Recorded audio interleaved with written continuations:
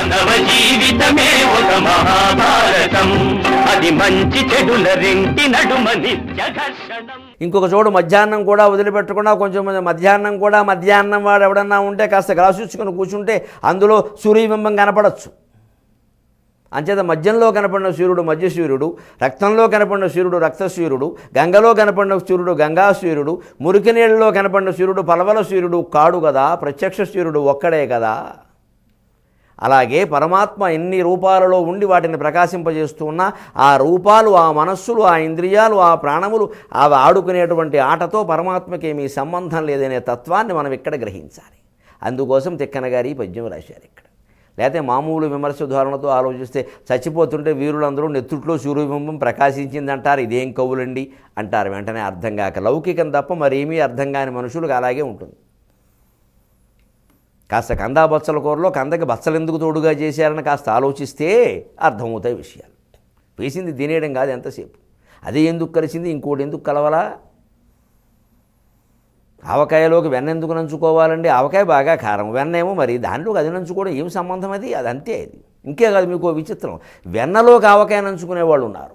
వెన్న పోసి తింటూ ఆవకాయ నంచుకుంటారు, అందులో అదో పద్ధతి ఉంది. అలా పెడతారు కొన్ని ఇళ్లలో, అది ఉంది ఆచారం, నేను చూశాను.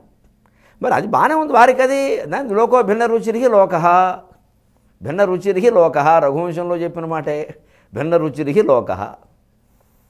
అలాగే ఈ భిన్న రుచులన్నీ లోకానికి సంబంధించినవి, లోకానికి ఆలోకనాన్ని ఇచ్చినటువంటి సూర్యునికి సంబంధించినవి కావు. ఇది గ్రహించగలిగితే చాలు.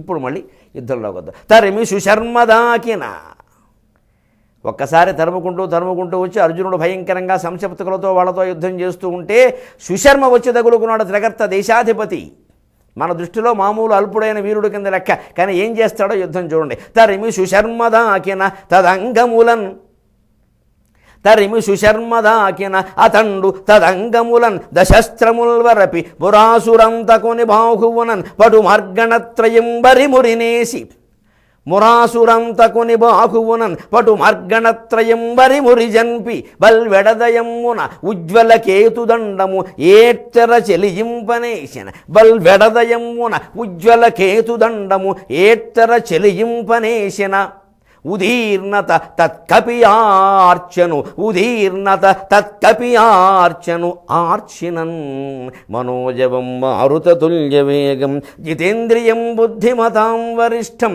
వాతాత్మజం వానరయూధముఖ్యం శ్రీరామదూతం శిరసా నమామి. ఆంజనేయ స్వామి కూడా స్వయంగా యుద్ధంలో పాల్గొన్నాడు. ఆ అపూర్వమైన ఘట్టాన్ని ఇప్పుడు మీరు వింటున్నారు. ఆంజనేయ స్వామి స్వయంగా యుద్ధంలో పాల్గొన్నాడు, అర్జునుడికి సాయం చేశాడు. గమనించండి, ధర్మాన్ని నమ్ముకున్న వాడికి దేవతలు అలా సాయం చేస్తారు. ధర్మం వైపు ఉండాలి మనమంతా కూడా.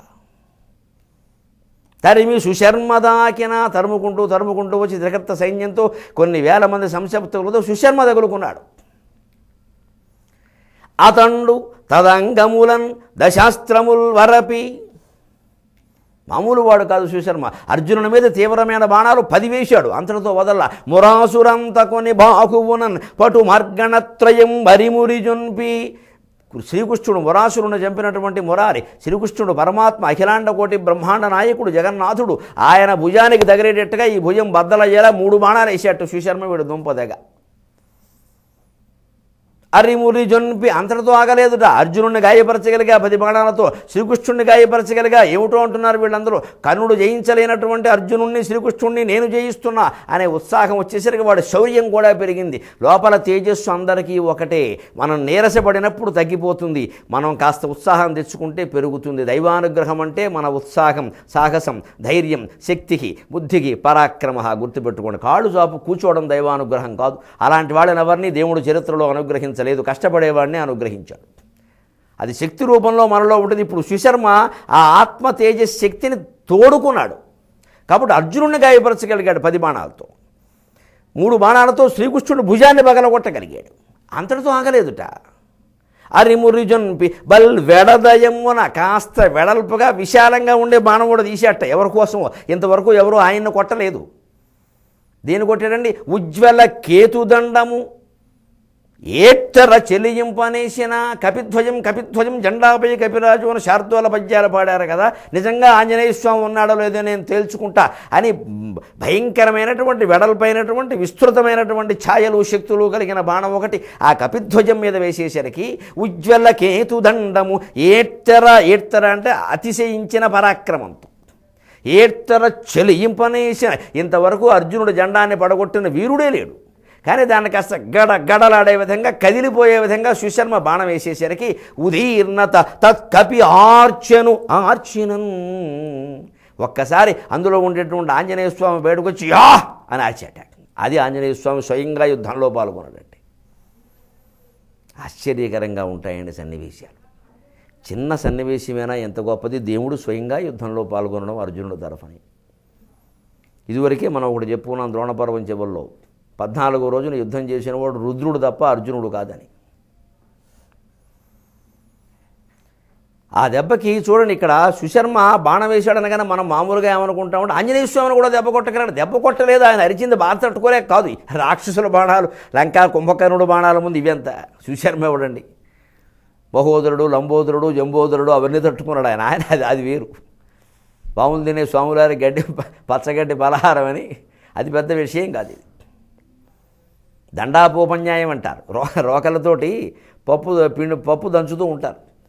ఎలక రోకలను కొట్టేయగలదు. అది ఈ పప్పు తినేస్తుంది. అందుకని ఏమిటో దీనికి ఏదైనా చేస్తే మనం రోకలతో వేద్దామంటే దండాపోపన్యాయం అన్నారు. రోకలతో కొరికేయగలిగినటువంటి ఎలక్కి పిండి తినడం ఏమైనా కష్టమైంది, దాని ఆహారం ఏది? అసలు దానికోసం వచ్చేది రోకల్ని కూడా కొట్టేస్తుంది. అది దండాపోపన్యాయం అంటే దండాన్నే రోకల్నే తినేయగలిగిన ఎలక్కి అపూపం పిండి వంటలు తినడం పెద్ద విషయం కాదు కదా. అలాగా ఆంజనేయ స్వామికి రాక్షసుల్ని, రావణాసురుడు రాక్షసులను జయించగలిగిన వాడికి సుశర్మ ఇవ్వడండి, చుట్టగాడు తీసి పారేస్తారు వాడిని. బీడి కూడా కాదు, చుట్ట తీసేస్తారు అంతే. ఓ చుట్ట అవతల పారేస్తాడు. అందుకని ఆర్చన అలా ఆర్చిగా ఆ ఆర్పుకు తట్టుకోలేక సమీర కుమారుని రావానికి మొత్తం సంశప్తకులు 10,000 మంది మూర్చిపోయారు. వాళ్ళు మళ్ళీ తేరుకున్నారు. వెంటనే తేరుకుని అంటే అంత అత్యవసర సమయం వస్తే దేవతలు అదృశ్య రూపంలో మనని కాపాడతారు. మన ఇంట్లో ఉండే విగ్రహాలు కేవలం బొమ్మలు కాదు, దయచేసి నమ్మండి, అవి దేవతామూర్తులు. వాటికి మనం సేవ చేస్తున్నామంటే దేవతలకు చేస్తున్నామన్న భావనతోనే చేయాలి, ఆ చిత్తశుద్ధితో చేయాలి, ఆ కన్నీళ్లు రావాలి, అక్కడే కూర్చోవాలని అనిపించాలి. అసలు ఒక్క విగ్రహం ఉంటే చాలు, 36 బొమ్మలు ఎట్టడం, పువ్వులు ఎట్టడం, అక్కడి నుంచి పారిపోవడం కాదు. మన ఇష్టదైవం ఎలవేల్పు అన్నవాళ్ళ ఫోటో చూస్తే మనకి వెంటనే కన్నీళ్లు రావాలి. అమ్మ ఒడిలో పడుకున్నంత ఆనందంగా ఉండాలి. మొత్తం నిశ్చింతగా, నిస్సంకోచంగా, హాయిగా ఉండగలగాలి ఆ ఫోటో చూడగానే. అప్పుడు ఆ ఫోటో దేవుడి కింద లెక్క. మన ఇంట్లో ఉండే చిత్రాలన్నీ అంతే, మనం ఆ భావన పొందగలగాలి. అందుకే ఆంజనేయ స్వామి ఇక్కడ ఒకసారి హా అని అరిచాడు. దెబ్బకి చచ్చారు, అందరూ మూర్చిపోయారు. వాళ్ళంతా మళ్ళీ లేచిన వాళ్ళందరూ నుండి 10,000 మంది ఉన్నారు ఏకంగా. వాళ్ళందరూ వచ్చి అర్జునుడు రథం కదలకుండా మొత్తం గుర్రాలలో కాళ్ళలోకి, గుర్రాల చెవులు మూసేసి ఒకడు, గుర్రాల మధ్యలోకి వెళ్ళిపోయి ఒకడు, చక్రం మధ్యలో ఆకులు అంటారు, ఆకులు ఇలా పట్టేసేసుకుని కృష్ణుడు కాళ్ళల్లో దూరిపోయి ఒకడు, అర్జునుడు రథంలోకి ఎక్కేసి మొత్తం ఒక 50 మంది ధర్నా చేయడం అంటారు చూడండి. ఆధునిక కాలంలో అసలు కదలకుండా ఏదో ముఖ్యమంత్రి ఘెరావు ధర్నా ఏదో అంటారు. కదలలేకుండా కారు చుట్టూ మూగిపోతే ముందుకు వెళ్ళలేరు, అక్కడ ఉండలేరు.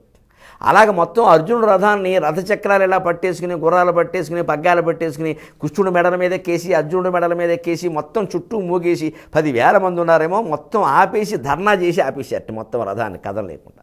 ఇంత ప్రమాదకర పరిస్థితి నుంచి అర్జునుడు ఎలా తట్టుకున్నాడో మనం 23.5 గంటల్లో తెలుసుకుందాం. అంతవరకు తెలుగులో మాట్లాడదాం. మీ అభిప్రాయాలను, సూచనలను మాకు తెలియజేయాల్సిన చిరునామా భక్తి TV, care of Rachana television private limited, road number 92, Jubilee hills, Hyderabad 5,96,000. మా ఇమెయిల్ ఐడి bhaktihyd@gmail.com. మా వెబ్సైట్ www.bhaktitv.org. Phone number 9010222333.